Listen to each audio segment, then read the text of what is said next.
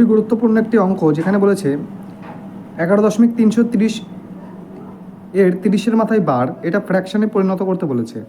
তো আমরা এই প্রকারের অঙ্ক আগে অনেক করেছি। দেখুন কীভাবে করতে হয় তাও একবার দেখাচ্ছি। দেখুন, যেটা দশমিকের আগে আছে সেটাকে আমরা আলাদা লিখলাম। 11 প্লাস 330, তো 330 লিখলাম।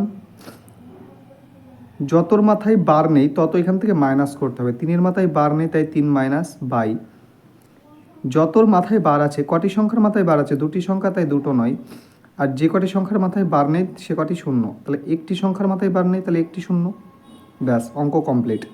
তো 11 প্লাস 327 বাই 990। তো এটাকে যদি কাটাকুটি করা যায়, তাহলে 3 দিয়ে কাটলে 3 একে 3, 3 9 27, আর এটাকে কাটলে 3 33 99, একটা 0। তাহলে কী পাচ্ছি উত্তর? 11 পূর্ণ 109 বাই 330। তাহলে এটা কোন অপশানে আছে?